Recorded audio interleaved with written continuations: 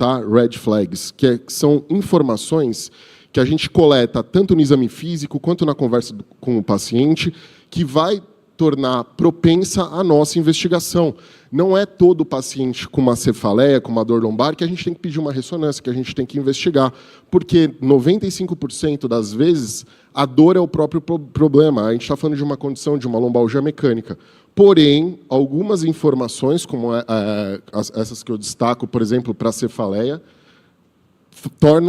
nos tornam propensos a seguir a investigação. Não vou citar todos, isso a gente tem que ter em mente. Extremos de idade, febre, alterações neurológicas, e o mesmo para a dor lombar. Aqui na dor lombar você acrescenta também um paciente muito jovem com uma queixa de dor, déficits neurológicos, então você vai pedir uma ressonância nesses casos.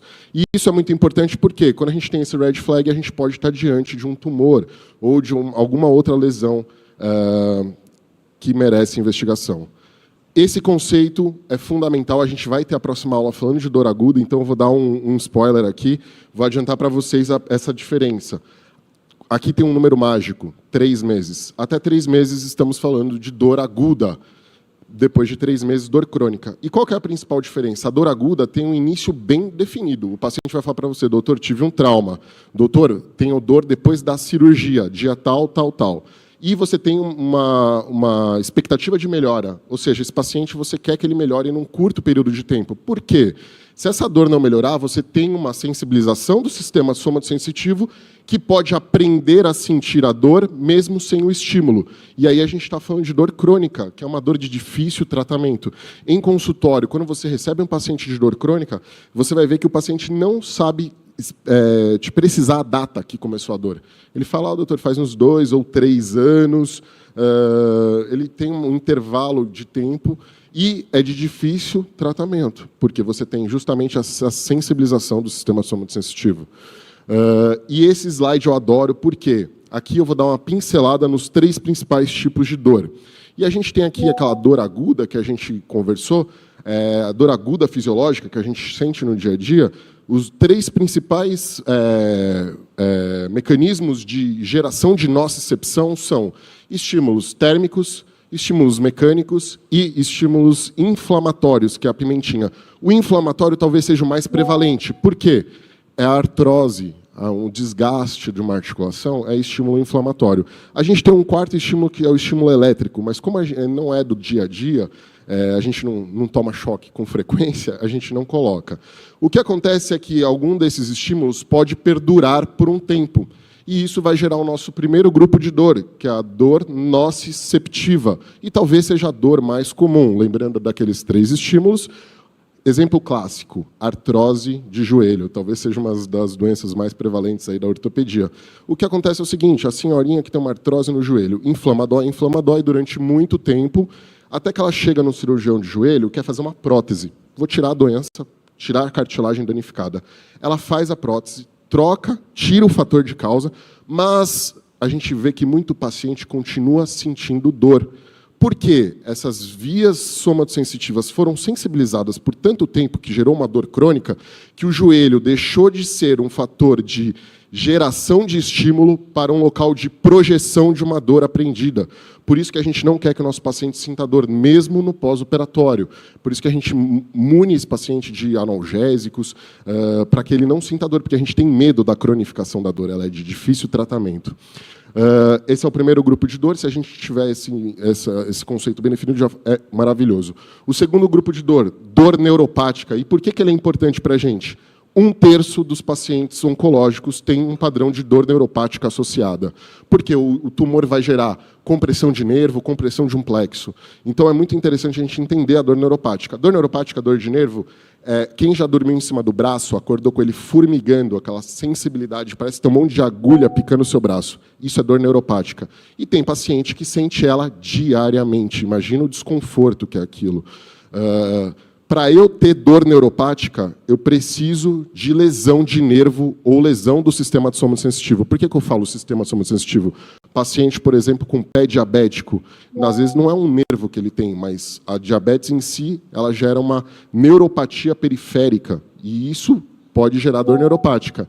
O contrário não é válido. Nem toda lesão de nervo gera dor neuropática. Então, eu preciso da lesão e um pouquinho de azar. E aqui a gente tem um exemplo clássico, por exemplo, a hérnia de disco, é uma dor neuropática. A compressão, por exemplo, do ciático, que está nessa imagem, é uma dor neuropática. O terceiro grupo de dores que a gente precisa saber são as dores nociplásticas, alvo da nossa primeira aula. E aqui a gente já vê uma coisa interessante. Não tem lesão. Nós não temos um estímulo biológico gerando a dor. Por quê? Esses pacientes, muitas vezes, eles têm esse sistema somatosensitivo hiperexcitado, de forma que estímulos do dia a dia, como tato, o contato com a roupa, a água do chuveiro, gera dor. Imagina você sentir dor com esses estímulos, o quão desagradável que é o dia a dia de uma paciente com fibromialgia, que foi também abordada na primeira aula. Por isso que a paciente ela fica irritada, você sentir esses estímulos dolorosos durante o dia não é algo legal. E eles têm mais um detalhe, eles têm a modulação no corno dorsal da medula espinal ineficiente. A gente tem um sistema de proteção próprio que a via descendente ela modula os estímulos dolorosos. E esses pacientes, por algum motivo, eles têm esse sistema de proteção ineficiente. Aqui tem uma analogia muito interessante. Os dois primeiros grupos de dor que eu falei é como se a gente tivesse uma casa, um alarme, e quando o bandido entra, o alarme dispara. Ok. Esse terceiro grupo de dor, o alarme dispara quando passa um gatinho no quintal, quando passa um senhor na rua, dispara o alarme. Então, esse alarme dispara 20, 30 vezes ao longo do dia. E esse paciente ele sente uma dor crônica que é de difícil manejo. Esse slide é muito interessante, porque ele resume os tipos de dor. Quando a gente fala de dor oncológica, a gente precisa ter isso em mente. Os pacientes oncológicos, eles têm uma característica. Na maioria das vezes, eles têm um componente de dor que a gente chama dor mista, que nada mais é do que a ocorrência simultânea de mais de um tipo de dor. Naturalmente, se eu tenho uma dor neuropática, eu tenho uma desautonomia de um membro, eu já tenho uma dor mista. Por quê? Esse membro que tem uma dificuldade de mobilização, ele já vai ter um componente de uma síndrome dolorosa miofascial, que é dor nociceptiva. Então, a gente está diante da dor mista com muita frequência. Um exemplo, hérnia de disco. Você tem a degeneração do disco, o disco degenerado libera TNF-alfa, interleucina 1, fatores pró-inflamatórios, e isso é aquela pimentinha que eu mostrei no primeiro slide. Ao mesmo tempo, você pode ter uma compressão de um nervo, dor neuropática. Então, uma das principais patologias, a hérnia de disco, é um componente de dor mista. E aqui vem mais um conceito, o conceito de dor total. A Cicely Saunders ela foi uma enfermeira que, lá em 1967, cuidava de pacientes oncológicos. E o que ela começou a perceber? Não era só a lesão biológica, o tumor que gerava dor no paciente, mas sim todo um conjunto de fatores, como um sofrimento social, os aspectos familiares, os aspectos psicológicos. Ela começou a perceber que era um conjunto, e nem sempre o tumor por si só era o principal problema. Às vezes o paciente ele queria deixar as coisas certas, por exemplo, num problema, numa doença que não tinha cura, ele queria deixar tudo alinhado para quando ele partisse, e isso gerava muito sofrimento nesse paciente. A Cicely Saunders, depois, ela foi se graduar em medicina, e ela foi a precursora do que hoje a gente chama de cuidados paliativos. Então, você veja, quanto tempo atrás ela já tinha esse entendimento e o quanto que é difícil para nós, médicos, profissionais da saúde, a gente conseguir alinhar isso hoje. Porque a gente, como eu vejo os nossos colegas ortopedistas, a gente é tão mecânico no problema que, às vezes, a gente deixa passar informações importantes, que é esse contexto geral. E, para exemplificar isso, eu trouxe o DAN, que é o diagrama de avaliação multidimensional da dor. Olha quantas esferas, quantos aspectos a gente tem na avaliação de um paciente oncológico. Esse diagrama foi desenvolvido pelo Hospital das Clínicas da USP, no setor de cuidados paliativos, e ele está aqui para a gente exemplificar que o nosso paciente oncológico ele tem um sofrimento social familiar. O DAN, entendam, a esfera vermelha como uma investigação que você faz, a esfera verde como identificação de problemas e a esfera azul traçar estratégias para você contornar esses problemas. Então, a gente vai ter aspectos psicológicos. O que é a conspiração do silêncio que está ali? A gente já observa, às vezes, que você vai entrar num quarto de um paciente que está internado com um problema oncológico, às vezes a família te aborda na porta e fala, doutor, ele não sabe de nada. não fala sobre o assunto com ele não sabe que tem câncer. O paciente está fazendo químio, com uma bomba de PCA, num hospital referência de câncer, só os familiares acham que ele não sabe o que está acontecendo. E é engraçado que o paciente participa da conspiração do silêncio junto. Ele finge não saber para tentar aliviar o sofrimento dos familiares. Então, isso é uma coisa que a gente tem que ficar de olho. E o risco do luto patológico. Muitas vezes, esse paciente ele tem a sua partida e os familiares ficam com problemas psicológicos relacionados a isso, porque não estavam preparados para esse momento. A gente tem os aspectos físicos, sim, e aqui entra todas as consequências que um câncer traz, tá? E não são poucas. Mas, veja, é 1/4 do problema. E, talvez, essa esfera, os aspectos religiosos e espirituais, seja a que a gente deixa mais de lado no nosso dia a dia. Por quê? Na correria, a gente, às vezes, abre mão um pouco da nossa espiritualidade. E é aqui que os pacientes oncológicos tentam se reconectar, na maioria das vezes. Então, os últimos pedidos são: eu quero ir na missa, eu quero ir para a Aparecida. Por quê? É uma esfera que a gente, às vezes, deixa de lado. Então, tudo isso gera dor no paciente. E o nosso paciente, a gente tem que encarar como se ele fosse um ban em branco. A gente tem que começar a nossa anamnese tentando identificar aonde estão os problemas do paciente. Muitas vezes nem é o tumor propriamente dito, nem é o câncer propriamente dito, mas sim tudo que vem junto. E agora, falando um pouquinho sobre sobre a dor oncológica em si, vejam, 50% a 80% dos pacientes têm um controle inadequado da dor. Pacientes com tumores em estágio avançado, mais de 80% têm dor. Por quê?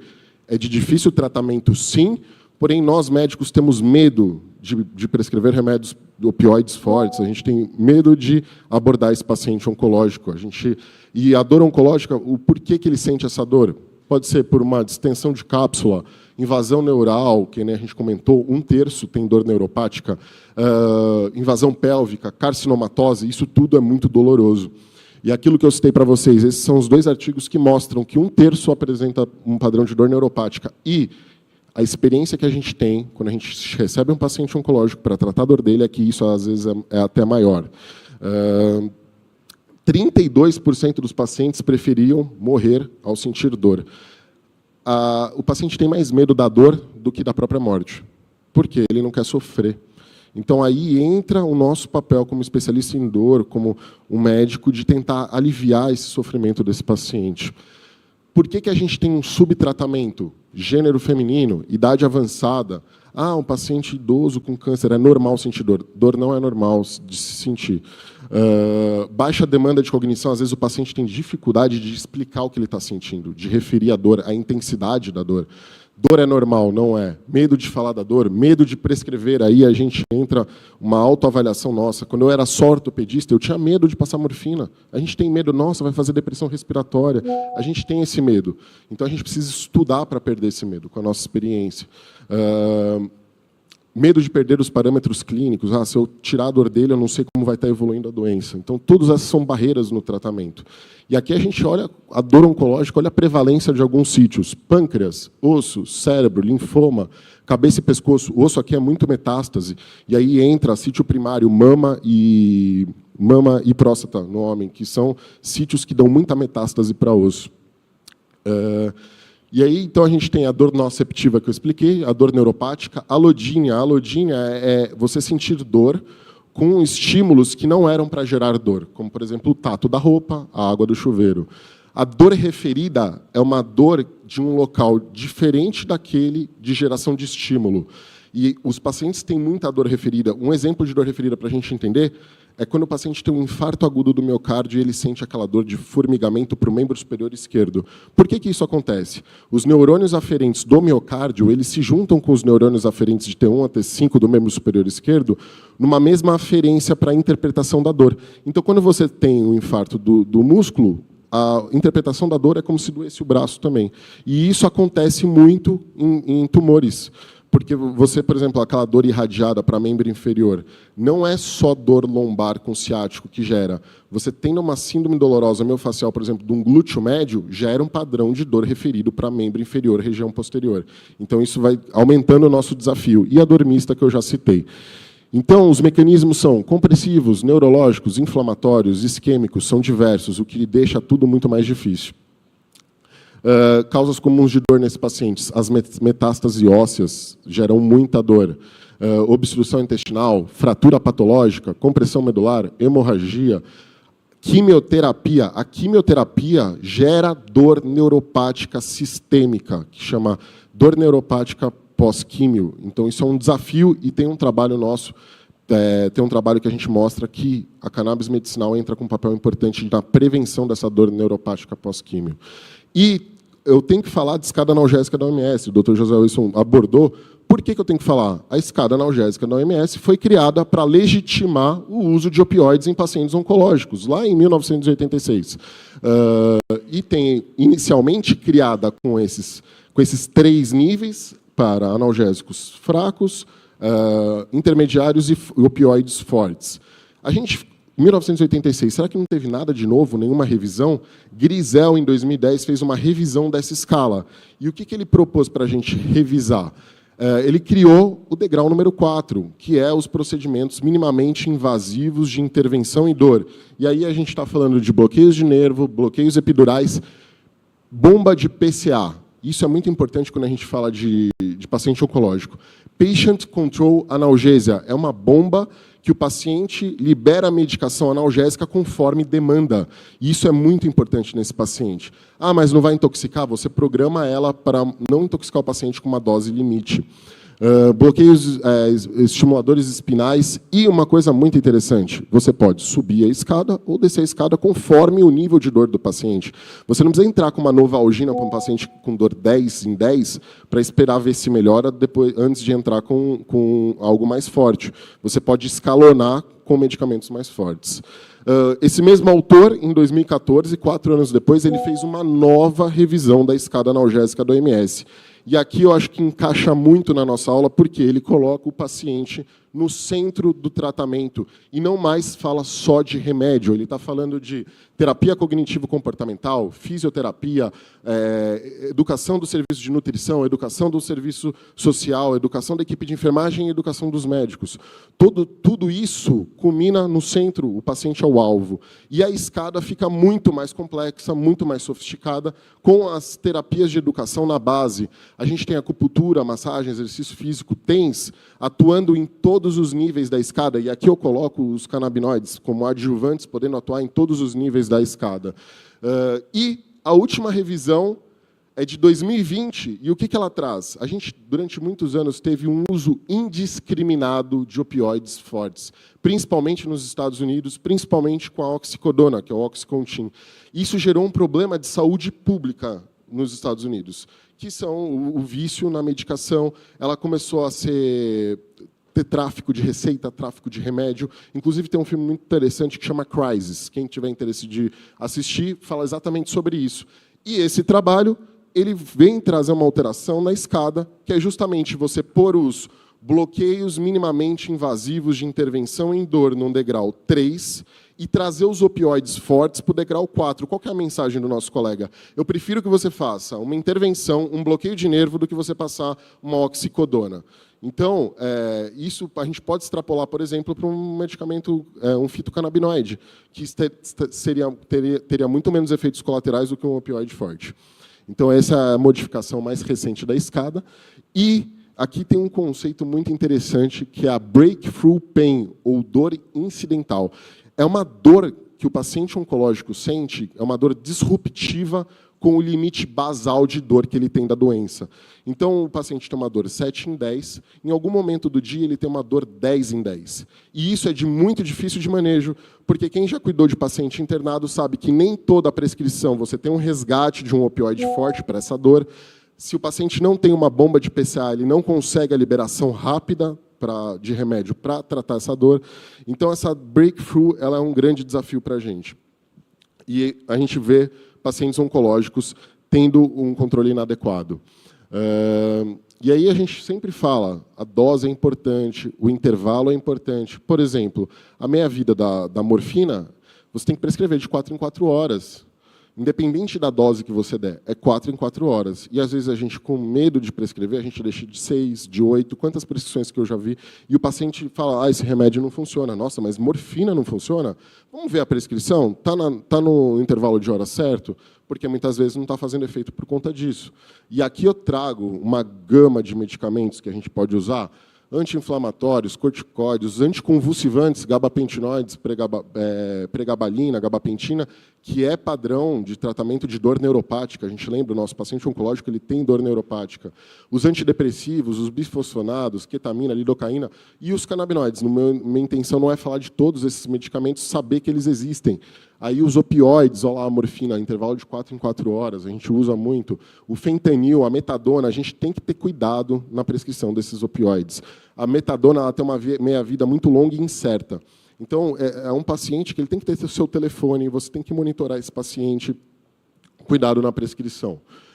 E a medicina intervencionista da dor. Eu sou médico intervencionista da dor, a gente faz muito bloqueio, a gente faz muita infiltração, isso ajuda muito os pacientes. A escada analgésica mudou.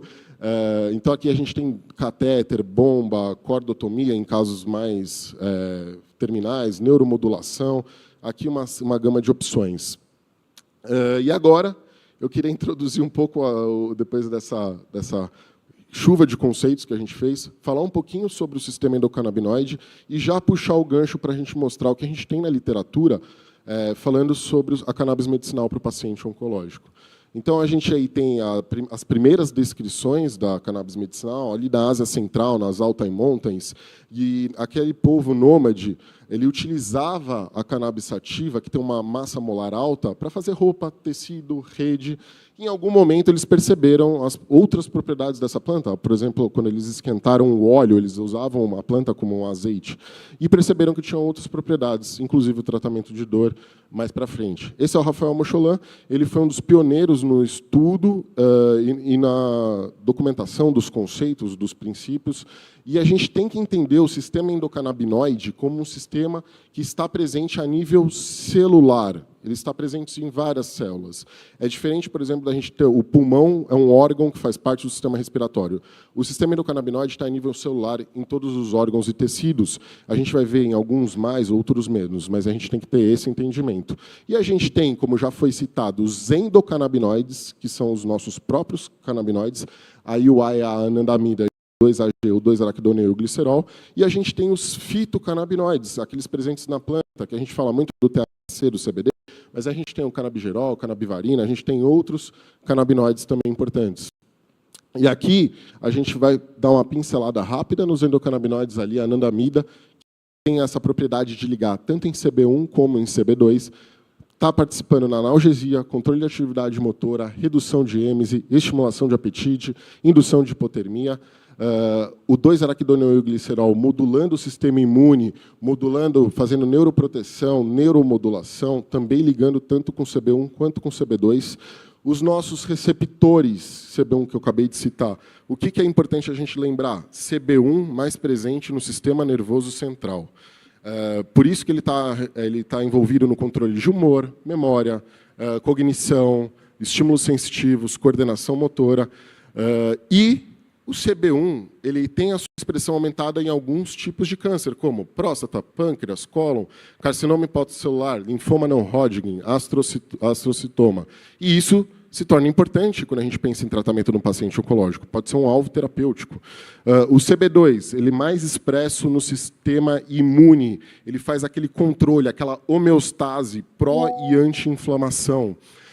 Também com a sua expressão aumentada em câncer de mama, carcinoma hepatocelular, glioma e astrocitoma. Quando eu falo que eles estão mais presentes em alguns órgãos e tecidos, não significa que eles não estejam presentes no corpo todo. Aqui esse slide está aqui para exemplificar isso. Eles estão em vários órgãos e tecidos. E os fitocannabinoides da planta, quando a gente tem a planta, a gente tem que lembrar que eles estão presentes na planta de uma forma um precursor inativo, na sua forma ácida. E para a gente ter a liberação do THC e o CBD na sua forma ativa, a gente precisa de um aumento de temperatura que vai gerar uma descarboxilação. E aí você vai ter o ácido tetraído canabinólico convertido a THC, o ácido canabidiólico convertido a CBD. O que é importante a gente saber dessas duas moléculas? O THC ele é um agonista parcial de CB1 e CB2. O que isso quer dizer? Ele se liga diretamente a CB1 e CB2. Ele concorre com os nossos endocannabinoides para fazer essa ligação. Enquanto o CBD ele é um agonista inverso, ele faz o que a gente chama de modulação alostérica. Ele regula o quanto, eu gosto de exemplificar assim, o quanto de receptores estão disponíveis para o THC ligar. E isso é muito interessante porque os dois juntos são sinérgicos. O CBD modula o THC e modula os efeitos colaterais da tétrade do THC, aquela hipotermia, hipolocomoção, coisas que são indesejáveis. E a gente tenta captar do THC o que é principal dele, a analgesia, por conta da sua ligação com CB1, muito expresso no sistema nervoso central. Então, aqui fica muito claro, e eu gosto desse exemplo, o THC concorrendo com a AEA e 2AG, ligando no CB1 e CB2, enquanto o CBD atuando no PPAR, promovendo essa modulação alostérica na expressão dos receptores. E o uso medicinal da cannabis. A gente tem documentação para dor oncológica. E aqui eu trago também um estudo falando sobre dor neuropática, que é muito presente nos nossos pacientes. Esse estudo dinamarquês é um coorte prospectivo, grupo controle, do jeito que a gente gosta. Alta evidência. E o que ele traz? Os pacientes, tanto do grupo só CBD, grupo só THC, quanto dos dois juntos, tiveram menos uso de medicamentos anticonvulsivantes, aqui no caso a gabapentina, para tratamento de dor neuropática, e menos tempo de internação por conta da dor neuropática. Então, a dor neuropática se torna um alvo muito interessante para tratamento e o nosso paciente oncológico tem dor neuropática. Esse trabalho é muito interessante também. Lembra que a gente comentou a respeito da dor neuropática induzida por quimioterapia? Esse estudo ele foi pesquisar dois esquemas de tratamento muito famosos, que é o Capox e o Carbotax, que são duas associações de medicamentos quimioterápicos. E ele falou, bom, vamos ver se o óleo de cannabis medicinal, vamos começar um dia antes do paciente começar a quimio e observar se esse paciente vai ou não desenvolver a dor neuropática. E o que a gente teve de resultado foi que o grupo que recebeu a cannabis medicinal teve uma menor taxa de dor neuropática induzida por químio. Então, aqui já surge um espectro de tratamento do paciente oncológico, mesmo na prevenção da dor neuropática. Essa mesma cannabis medicinal pode ser usada na químio para reduzir náuseas e vômitos. E esse estudo está naquele formato de desenho, que ele ainda não foi concluído, então daqui a uns anos a gente vai ter que trazer o resultado dele, mas é justamente isso que ele investiga. Os efeitos antieméticos da cannabis medicinal auxiliam muito no paciente oncológico que está fazendo quimioterapia. E o desenho desse estudo é aquele desenho que a gente quer, grupo controle, randomizado, placebo, perfeito. Outra coisa interessante da gente falar, lembra que a gente comentou que o CB1 estava mais expresso em tumores de próstata? Então, fez-se um estudo para doença prostática, câncer de próstata recidivante. Então, o paciente já fez o tratamento urológico, oncológico dele, ressecou próstata, fez o que tinha que fazer, e a doença perdura. Então, o que eles começaram a observar? Controle de PSA, que é um marcador de atividade da doença, para os pacientes que receberam cannabis medicinal. E eu não faço demagogia, então a gente traz, sim, os efeitos colaterais da medicação. Por ser um óleo, ela tem muitos efeitos colaterais no sistema gastrointestinal, então é algo que pode acontecer, a gente orienta o nosso paciente em relação a isso. Mas o que é importante? Os níveis de PSA decaindo com o uso da cannabis medicinal, justamente porque ela atua nesses receptores CB1 que estão aumentados no câncer de próstata. Mais um espectro de tratamento do paciente oncológico. Aqui tem um outro estudo que também foi feito só o desenho dele, então eu trago os insights do que vai vir, que é um multicêntrico randomizado, grupo controle placebo, duplo cego, para avaliar o CBD no tratamento de pacientes em cuidados paliativos, controle de dor. Então, a gente ainda tem aí ver os resultados disso. Mas a gente já tem estudos que mostram que pacientes com câncer terminal, e aí 43 deles, com dor crônica, tratada de forma inadequada com os opioides fortes, e aí eu estou falando de morfina, bomba de PCA, não resolvia a dor, foram submetidos a THC mais CBD, só THC e comparou com o grupo placebo. E o que a gente teve de resultado? Os pacientes tiveram melhora da dor com a cannabis medicinal. A gente tem um efeito placebo, se vocês forem ver o gráfico, de todos os grupos decai a escala visual analógica de dor. Mas nos pacientes que receberam cannabis medicinal, isso é mais relevante. Melhoraram mais a dor. O que eu tinha para falar para vocês era isso. Espero que tenham gostado da aula. Agradecer aos nossos patrocinadores, à PMC pelo convite. A gente tem um trabalho com uma liga acadêmica aqui na faculdade, que é a Liga Acadêmica de Medicina Regional.